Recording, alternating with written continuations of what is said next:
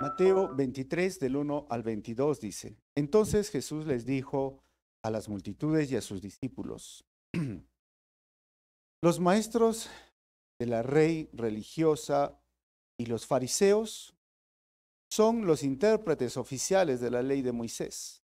Por lo tanto, dicen, practiquen y obedezcan todo lo que les digan, pero no sigan su ejemplo, pues ellos no hacen lo que enseñan. Aplastan a la gente bajo el peso de exigencias religiosas insoportables y jamás mueven un dedo para aligerar la carga. Todo lo que hacen es para aparentar.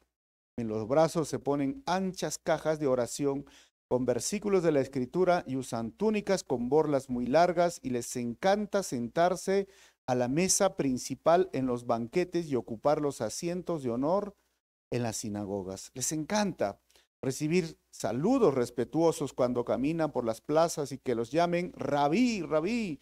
Pero ustedes no permitan que nadie los llame rabí, porque tienen un solo maestro y todos son hermanos por igual. Además, aquí en la tierra no se dirijan a nadie llamándolo Padre, porque solo Dios que está en el cielo es su Padre.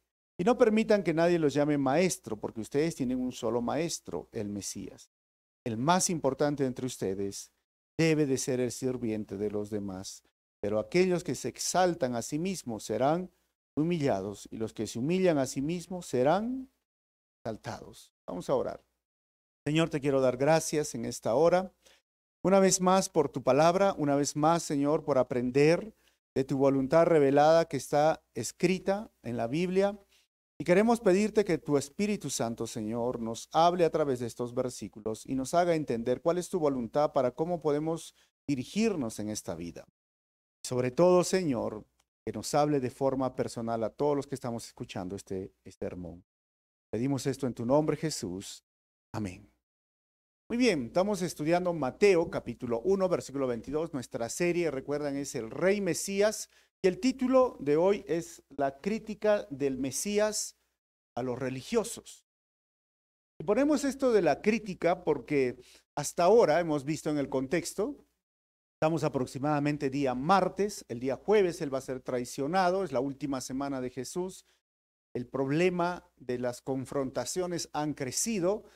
Tanto los fariseos, los saduceos, los herodianos, todos han venido a poner preguntas, cuestionamientos a Jesús.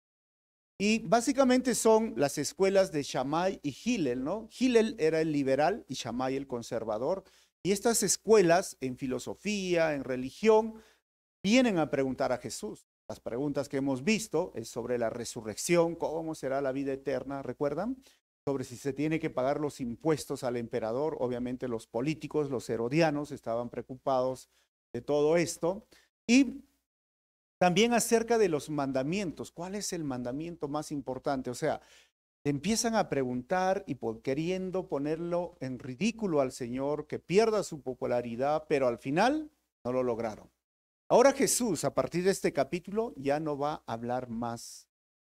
Ya no va a dialogar más, ya no va a responder preguntas de los líderes.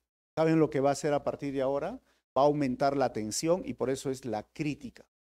Y cuando hablamos de crítica, algunos dicen, pero hay crítica constructiva y hay crítica destructiva. ¿Han escuchado esto? Pero la verdad es que no hay crítica constructiva, si acaso, la crítica es crítica. Y criticamos aquel, sea un tema, una situación o una persona, conforme a lo que sabemos. Así que la crítica es crítica, así que quítense esa idea de, es que es crítica constructiva, te critico para que crezcas. No, hermano. Más bien, debe haber una evaluación, ¿no? Basada en cómo podemos mejorar, no tanto de las críticas. Así que va a criticar a estos maestros de la ley y vamos a ver que el bosquejo entonces de este capítulo empieza así. Del versículo 1, Jesús critica a los líderes y vamos a ver hasta el versículo 22 y a medida que yo voy avanzando los diapositivas también van a salir los títulos de cada sección del párrafo. Por ejemplo, versículo 1 al versículo 4. La crítica, Jesús critica a los líderes y religiosos sobre no practicar lo que enseñan. Dice el versículo 1. Entonces Jesús les dijo a las multitudes de sus discípulos. 2. Los maestros de la ley religiosa y los fariseos son los intérpretes oficiales de la ley de Moisés. Dice una verdad. Ellos son los intérpretes oficiales. 3. Por lo tanto, practiquen y obedezcan todo lo que les digan, pero no sigan su ejemplo, dice, pues ellos no hacen lo que enseñan. Entonces, ¿será posible tener personas que sean los intérpretes? Porque recuerden que la idea era como los abogados, ¿no? Que intérpreten, pero que enseñen, que prediquen, pero que no practiquen lo que enseñen ni lo que prediquen. ¿Cómo llamaríamos a una persona que diría, ¿no? Por ejemplo, la clásica, no mientas, suena el teléfono, estoy buscando a tal persona, dile que no estoy. Yo estoy enseñando a no mentir, pero luego, ¿qué estoy haciendo? No estoy practicando no mentir. ¿Entienden más o menos, hermanos? Es esto lo que ellos decían respecto a la ley. El sábado no se debe hacer esto es lo que deben de hacer esto, pero ellos no lo cumplían, no lo practicaban. ¿Y sabes qué, hermano? Esto es algo muy interesante, que la peor tragedia espiritual es no practicar aquello que enseña. Y ojo, te puse un pequeño ejemplo, y estos son los fariseos, los herodianos o los saduceos, pero ¿qué de tu vida? A veces nosotros decimos, mira, Dios debe de ser el primer lugar en nuestras vidas. Pero a veces lo pones tú en el último lugar, cuando no le das el tiempo necesario, cuando no usas tus dones ni tus recursos para la obra de Dios. Entonces no estás cumpliendo lo que tú profesas, lo que tú enseñas. Y esa es la peor tragedia espiritual. Y son estos que Jesús los denunció en Mateo capítulo 7, versículo 15 al 23. ¿Está bien? Mateo 7, 15 al 23. Dice, miren, ten cuidado de los falsos profetas que vienen disfrazados de ovejas, dice el Señor. Ovejas inofensivas, pero en realidad son lobos feroces. ¿Puedes identificarlos por dónde? Por su fruto. Es decir, por la manera en que se comportan. ¿Acaso puedes recoger uva de los espinos o higos de los cardos? Un buen árbol produce buenos frutos y un árbol malo, ¿qué produce? Los malos. Y un buen árbol no puede producir frutos malos y un árbol malo no puede producir frutos buenos. Por lo tanto, todo árbol que no produce frutos buenos, ¿qué hace? Dice, se corta y se arroja al fuego. Así es. De la misma manera, ¿qué puedes identificar un árbol por su fruto? Puedes identificar a la gente por sus, no por su floro, ¿no? No por su boca, no por lo que dicen, sino por sus acciones. Y el versículo 21 dice, no todo el que me llama Señor, Señor, entrará en el reino del cielo. Solo entrarán aquellos que verdaderamente hacen la voluntad de mi Padre que está en el cielo. Miren, hermanos, 22. Día del juicio, muchos me dirán, Señor, Señor, profetizamos en tu nombre, expulsamos demonio en tu nombre, hicimos muchos milagros, hermanos, en tu nombre. Pero yo les responderé, dice, nunca los conocí, aléjense de mí, ustedes que violan leyes. O sea, no es solamente conocer, hay que poner en práctica. No se trata solamente de enseñar o corregir o criticar a otro, ¿por qué no lo haces? Es ponerlo en práctica, aquello que tú criticas. Aquello que tú piensas que sabes mejor que el otro, porque eso es la crítica, ¿no? Sé que es mejor y que es la mejor solución o lo que se debe de hacer. Entonces, ¿por qué no lo haces tú? ¿Por qué no lo practicas? Si sabes qué son las leyes de Dios, si sabes los mandamientos de Dios y a veces criticas cuando otros no lo cumplen, ¿por qué tú no lo haces? Porque A las personas no se los conoce por sus palabras, se los conoce, ¿sabes por qué? Por sus acciones. Y es justamente en los momentos difíciles donde se los conoce a las personas. Créeme, la crisis, los problemas, sacan a relucir, por ejemplo, en la familia, ¿qué clase de hermano tienes? ¿O qué clase de hermana tienes? ¿O no, hermanos? Y en la crisis sale, ¿qué clase de pareja tienes? ¿Con quién te has casado? Realmente. Porque mientras todo está bien, wow, qué bonito. Pero cuando hay problemas, cuando hay crisis, realmente sabes con quién te has casado. Y en la vida cristiana, cuando hay problemas, cuando hay crisis, ya sea en la iglesia, ya sea en alguna situación o ministerio, ahí se sabe realmente si eres o no eres cristiano. No por tus obras espectaculares, ¿sabes? Porque mira, hasta hicieron milagros, pero pastor, ¿cómo oró? Y hubo un milagro, sí, está bien. Pero profetizó, sí, pues está bien que hable, pero el tema es cómo cumplen la ley de Dios. Y Dios resumió, acaba Jesús de resumir la ley de Dios en solo 2 mandamientos. ¿Cuáles son?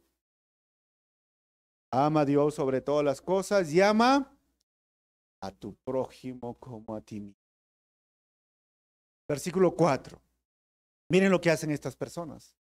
Aplastan a la gente bajo el peso de exigencias religiosas insoportables, hermanos, ¿eh? Y jamás mueven un dedo para aligerar la carga. Y esta parte de la carga, el peso, era justamente la palabra que se refería a poner carga o sobrecarga a su bestia, ¿no?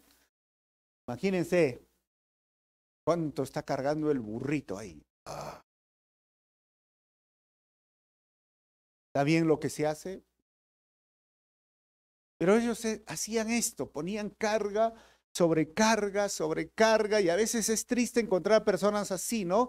Esto tienes que hacer, esto tienes que hacer lo otro. En lugar de aligerar, ¿qué dijo el Señor? Vengan a mí. Todos los que están, ¿qué? Cargados, trabajados. ¿Por qué?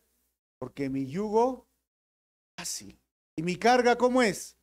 Ligera. Y a veces en la iglesia llegamos y ponemos a imponer más cargas y más cargas. Y esto tienes que hacer, esto no puedes hacer, esto sí debes hacer, esto debes hacer. Este es el color de cabello correcto, este es el tamaño de color de cabello correcto, este es el tamaño de falda correcta, esto debe ser, esto no debe ser, esto, y ponemos más cargas y cargas y cargas. Cuando la vida cristiana no es así. El yugo del Señor no es nada, para nada lleno de cargas, es ligera. Está basada en la gracia. Hermanos, miren, el legalista interpreta la ley de Dios e impone reglas que ni él mismo puede cumplir. Eso es lo que hace el legalista. Ni él mismo, ¿eh? Ni él mismo. Versículos 5 al 7, Jesús critica a los líderes religiosos sobre su afán de aparentar. Miren, dice, todo lo que hacen, Jesús dice, ¿es para qué? Para aparentar, o sea, apariencia. En los brazos se ponen anchas cajas de oración con versículos de la Escritura y usan túnicas con borlas muy largas. Ahora, en otras versiones habla de esto que son las filacterías, ¿no? Y Deuteronomio capítulo 6, versículo 8 a 9 no vamos a leer, pero si ustedes lo están anotando en casa, que dice que pongas la ley, ¿dónde? En tu frente y en tu corazón, ¿recuerdas? Esta ley la repetirás a tus hijos cuando estés por el camino, levantarte. Ellos interpretaron que si tengo que poner la ley, la tengo que poner en mi frente. Y si la tengo que poner en mi corazón, la voy a poner más cerca a mi corazón. Y en esta filactería, que se llamaba defensa o guardia, dentro de estas cajitas que se ponen en la frente, hasta el día de hoy, hay 4 pasajes del Antiguo Testamento. No sé si lo ven o lo han visto acá, en forma de rollitos, ¿sí? 4 pasajes. Estos pasajes son de Éxodo 13 del 1 al 10, Éxodo 11, 16, Deuteronomio 6, 4 al 9 y 11, 13 al 12. Y se lo ponen en la cabeza y se lo amarran en el brazo izquierdo para que esté cerca su corazón. Ya desde el tiempo, pero miren, la Biblia no lo dijo que lo hagan. Simplemente mencionó que la palabra esté, ¿dónde? Acá y acá en tu corazón. Pero ellos lo hicieron de forma externa. Se armaron y hasta el día de hoy, hermanos, si tú vas a Israel, vas a encontrar a muchos judíos con estas cajitas. Y ahí están los 4 versículos. Y aún las mujeres lo tienen y lo llaman tefilín. Las mujeres, todos los tienen. Pero ¿qué hacían ellos? No solamente usaban cajitas, ¿sabes qué usaban? Cajas enormes y unas cuerdas que colgaban. O sea, ese era el colmo de los maestros de la ley en su tiempo. Es lo mismo cuando se fijan en cosas externas y no internas, ¿no? Yo me acuerdo en mi época, te digo en mi época, ¿no? O sea, la falda larga, pero cuanto más larga, no, ya arrastraban nomás ya la falda, ¿no? ¿Qué significaba la falda arrastrada? Más santos, mejores que otros, ¿no? Cuanto más chiquita la falda, más pecadoras. Pero en verdad o no, o sea, te llega un punto donde llega una competencia y el Señor dice, ellos solo aparentan,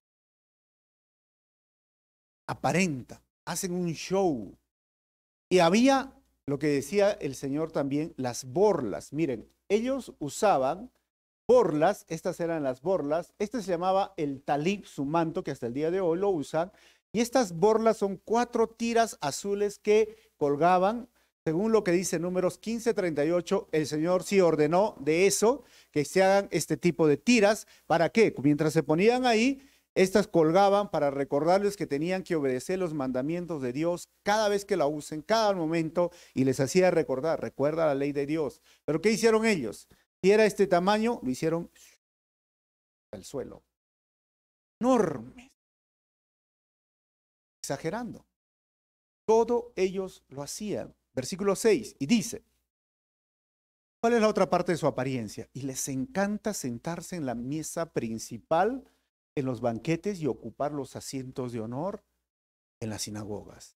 Las sinagogas copiaron, miren, lo voy a marcar, del Coliseo de los romanos, de estos auditorios, lo copiaron y cuando tú ves allá una sinagoga, los asientos delanteros son para los maestros de la ley.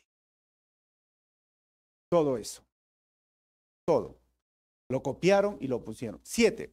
Les encanta recibir saludos respetuosos cuando caminan por las plazas y que los llamen rabí. Hola, rabí, rabí. Y miren que la palabra rabí, primero, era un vocablo arameo, pero también era un título honorífico en ese tiempo que significaba maestro, mi maestro. Y era sinónimo de los títulos, como hemos visto, rabí, también padre o líder, que eran utilizados en ese tiempo con arrogancia. Todo eso lo hacían. Y antes de avanzar, miren, todo eso, 3 cosas interesantes que hemos visto, ¿no? 1, exageraban en su ropa, en las filacterías y en las borlas. ¿Qué más? Les gustaba estar en los asientos de honor. ¿Qué más? Exigían respeto, nombre. Sin ir lejos. Tristemente, en la iglesia cristiana evangélica, para no hablar de otras iglesias que también ya entraron, ha entrado lo mismo día de hoy. Lo mismo. Hay iglesias donde tú vas y los asientos delanteros o los asientos de delante están reservados ¿para quién? Para una casta religiosa. Son los únicos que pueden entrar ahí. Y exigen, no solo que los llamen pastores, hoy día les tienen que llamar apóstoles. No, inclusive hay querubines, aunque ustedes no me crean.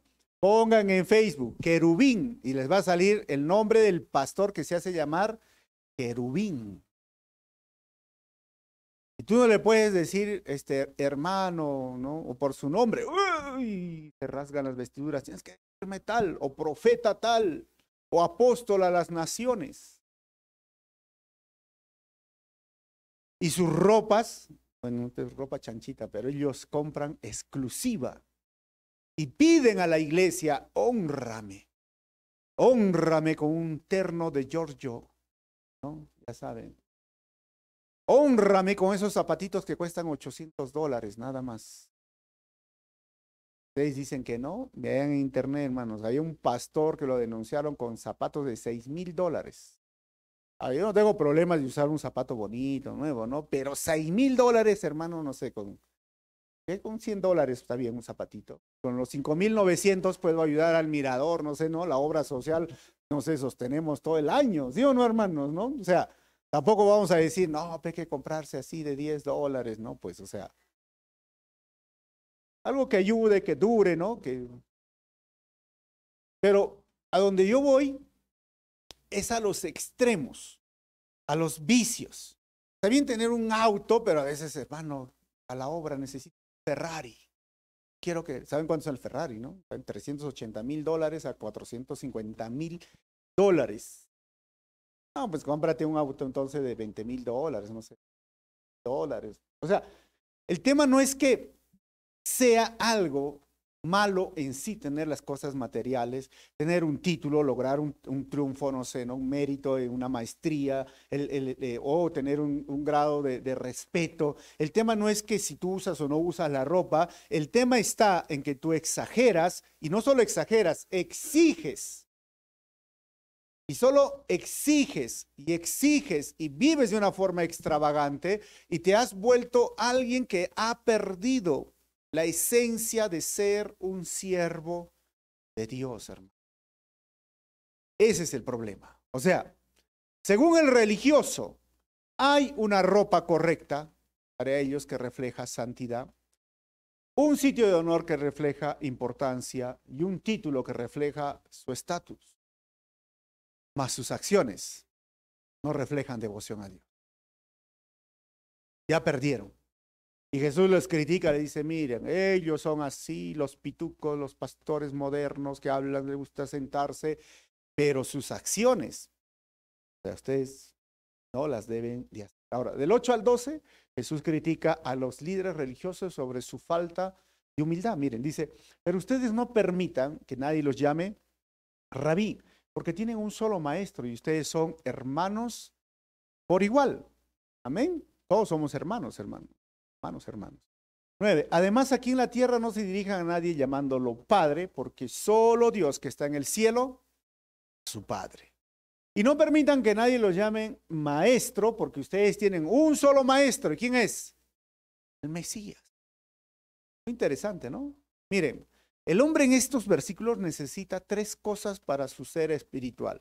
Primero, lo que le dice es vida, instrucción y guía. Y es el Padre que nos da esto. Segundo, esas 3 cosas, haciendo un resumen, constituyen a uno en cristiano. ¿Cuáles son? Su doctrina, su experiencia y su práctica. ¿Qué es lo que crees? ¿Qué es lo que vives y cómo lo vives y cómo lo practicas? O sea, si lo ponemos en palabras más sencillas, uno es cristiano por lo que es, por lo que cree y por lo que hace. No te puedes quedar simplemente, es que esto es lo que yo creo. Sí, pero también tienes que ser y hacer. ¿Me entienden, hermanos? Lo que está diciendo el Señor. Y esto tiene que ver, si lo vemos acá, vida, doctrina o lo que es el Padre. Instrucción, experiencia y lo que cree nos da el Hijo. ¿Y quién nos guía? ¿Y quién nos ayuda en la práctica? ¿Y quién nos ayuda a hacer lo que debemos de hacer? ¿Saben quién es? El Espíritu Santo. Miren cómo en la salvación la Trinidad obra. Pero todo ser humano da vida, instrucción y guía. Y todo ser humano necesita crecer en su doctrina, pero a la vez en la experiencia y a la vez en la práctica. Porque al final eso determina lo que es, lo que crees y lo que haces. Necesitamos recordar. Y ellos no tenían problemas de decir, miren, miren que Jesús usó la Trinidad. No sé si se dieron cuenta. ¿Se dieron cuenta o no? No permitan que nadie les llame Padre porque hay un Padre. No le permitan que llame Maestro porque hay que un Mesías. O sea, Padre, Hijo y el Espíritu Santo. O sea, pero ellos ni se daban cuenta. Ahora, versículo 11 dice, el más importante entre ustedes debe ser el sirviente de los demás. ¿Quiere ser importante, hermano?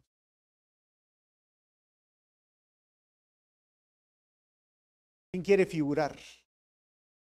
Los figuretis que dicen, ¿no? ¿Quién quiere algo más? No, en serio, siempre hay, dentro de un grupo, hay personas que quieren algo más, ¿no? Hay unos que solo quieren estar atrás, el último, no importa, quiero que me escondo, ¿no? Donde puedan verme.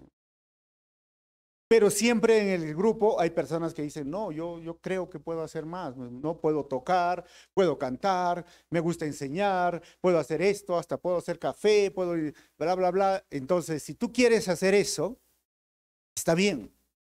Pero lo que dice el Señor es que debe ser el sirviente de los demás. Venga, hermano.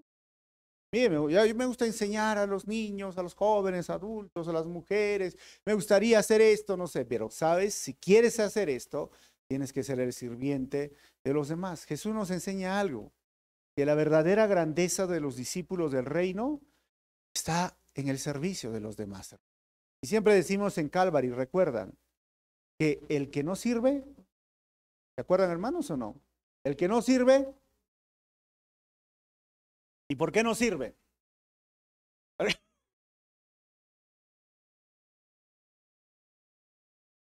Así de fácil. Porque dicen, ¿sabe qué? A mí, yo creo que deberían escogerme porque tengo una voz espectacular. Pero tienes que servir. Ah, eso no me gusta. Entonces, en eso se aplica. El que no sirve. ¿Y por qué no sirve? Porque no tiene humildad en su corazón. Porque solo está queriendo relucir su voz. A mí me gusta enseñar. Ah, ya, pues empieza a servir. Ah, no, yo quiero enseñar. No, empieza a servir. Ahí se ve que el que no sirve, sirve.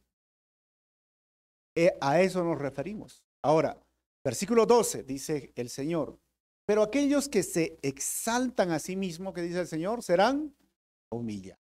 Y los que se humillan a sí mismos serán, otra vez, la norma de vida, que debería ser algo diferente, ¿no? Porque yo soy la sociedad que nos ha enseñado, ¿cuánto tienes? ¿Cuánto vales? ¿No? ¿Tú sabes quién soy yo? ¿Sabes eso? Yo soy tal, he logrado esto. O sea, tú te enorgulleces, tú te pones en adelante. Y Jesús dice, si tú haces esto, vas a ser humillado. Al contrario, si tú te humillas a ti mismo, ¿qué serás? Exaltado.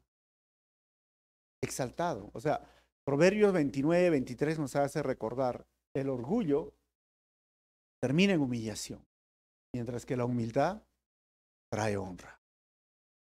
Así que hay muchos hombres y mujeres, ¿no? Bueno, orgullosos. Y en su debido tiempo el Señor dice, humilla al que es orgulloso. Y créeme que si tú estás dentro de los planes de Dios y para servir y estás luchando con el orgullo, a veces Dios permite algo en tu vida que te baja, te baja. Porque no permite que tú seas alguien que sea descalificado por el orgullo. Y lo hace para tratar tu vida. 13 al 15. Jesús critica a los líderes religiosos llamándolos hipócritas. Miren, hermanos, qué aflicción les espera. Acá en la NBI, la Reina Valera, ay, no, son las 7 ayes de los fariseos, maestros de la ley religiosa y fariseos y hipócritas. Pues les cierran la puerta del reino del cielo en la cara a la gente, y ustedes no entrarán ni tampoco dejan que los demás entren. ¿Saben la palabra que usa el Señor? Hipócritas viene del griego upokritai. Y esta palabra upokritai es la palabra para actores de una obra de teatro. Y en ese tiempo las obras de teatro usaban máscaras. Hoy día nosotros lo tenemos como mimos, ¿no? Un hipócrita era el que se ponía una cara negra un día, el otro día una cara blanca. Y yo no sé qué cara, con qué cara has venido hoy día, ¿no? Cara de cristiano o con tu misma cara, no lo sé, hermano, ¿no? Algunos eligen, ¿con qué cara vengo hoy? ¿Vengo sonriente? ¿Vengo enojado? ¿Vengo que no sé, no sé, no? O sea, Un hipócrita era un actor o una actriz que fingía. Por eso dice, ustedes aparentan, fingen santidad, religiosidad, pero su corazón, y vamos a ver más adelante, hermano, el Señor les va a dar duro. Pero un hipócrita es alguien que actúa bien. Un hipócrita, ¿saben quién fue? Judas. Ustedes han dicho con el dedito así, ¿no? Hablando de Judas. 3 años con el maestro. Y los apóstoles no se dieron cuenta que lo iba a traicionar. Hipócrita, ¿o no, hermanos? O sea, un buen actor.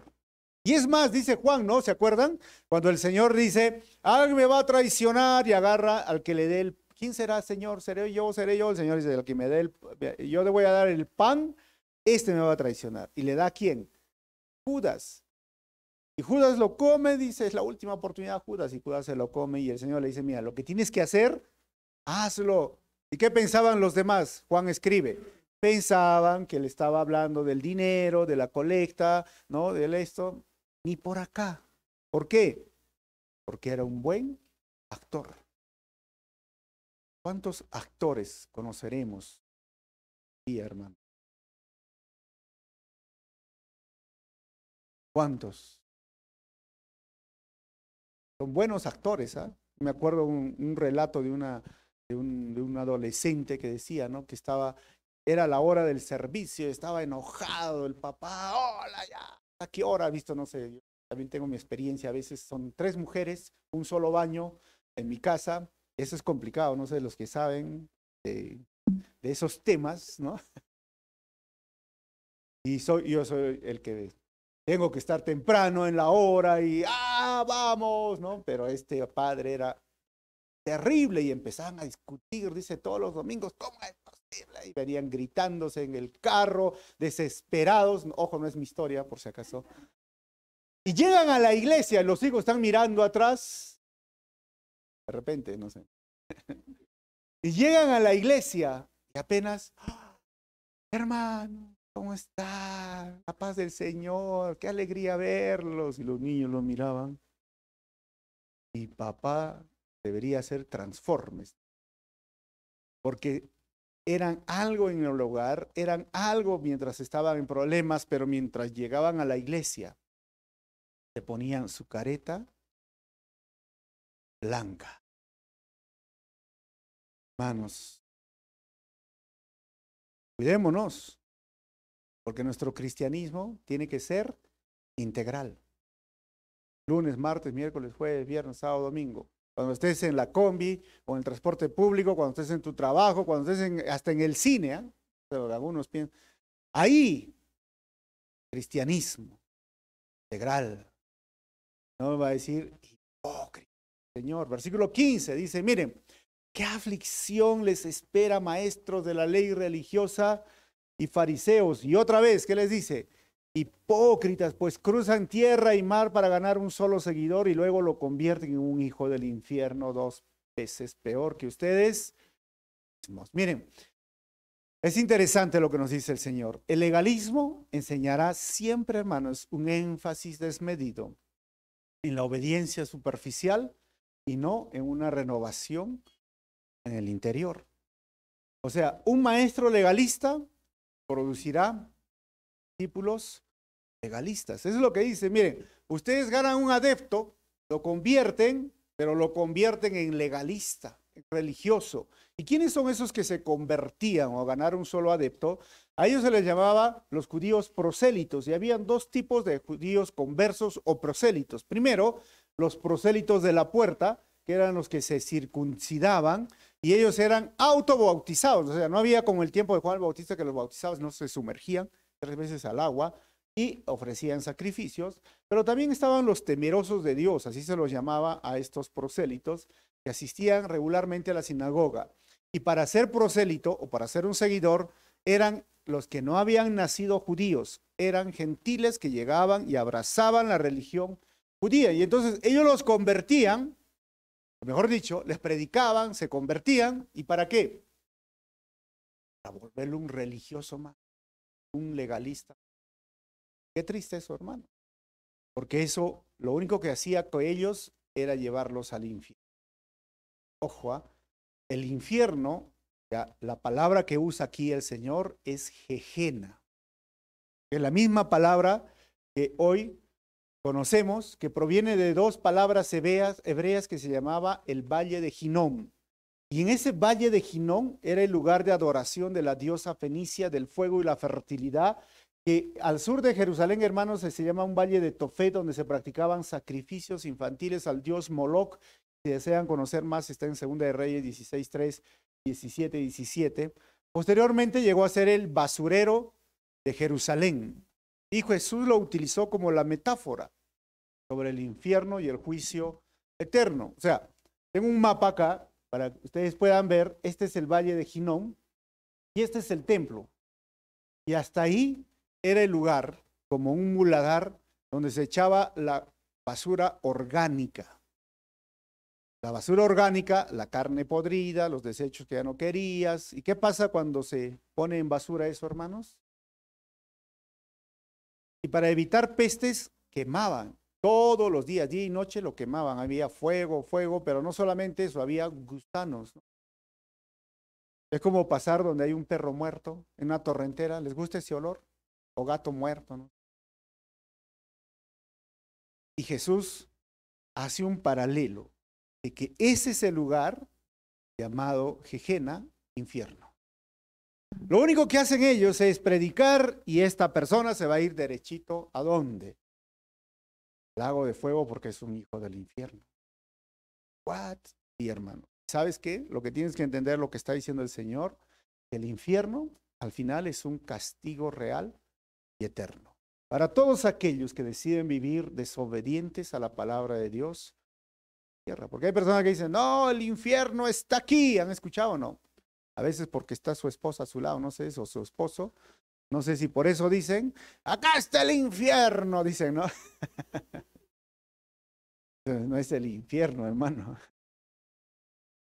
El infierno es tortura, olor, fuego, hermanos, pero es real.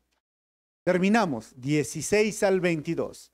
Jesús critica a los líderes religiosos llamándolos ciegos. Dice, miren, 16, guías ciegos. ¿Qué aflicción les espera? Pues dicen que no significa nada jurar por el templo de Dios, porque el que jura por el oro del templo está obligado a cumplir ese juramento. Lo primero que les critica, el templo y el oro. Ellos decían, mejor juremos por el oro. ¿Qué? 17, ciegos tontos. ¿Qué es más importante, el oro o el templo que lo hace sagrado? Obviamente el templo, porque ellos tenían su relación con Dios a través del templo. 18. Y dicen que jurar por el altar no impone una obligación, pero jurar por las ofrendas que están sobre el altar sí la impone. ¿Qué ciegos son? Pues, ¿qué es más importante? ¿Las ofrendas sobre el altar o el altar que hace que la ofrenda sea sagrada? 20. Y cuando juran por el altar y por todo lo que hay encima. Y 21, cuando juran por el templo, no solo juran por el templo, sino por Dios que viven. Ahora, ¿a qué se refiere el Señor? Otra práctica que ellos agarraron, a jurar. Juraban por el templo, hemos visto, juraban por el altar, juraban por el oro del templo, juraban por las ofrendas, o sea, su vida todo era jurar y jurar y jurar. ¿Nosotros como cristianos debemos de hacer esto? ¿Jurar y jurar y jurar? No, la verdad es que no.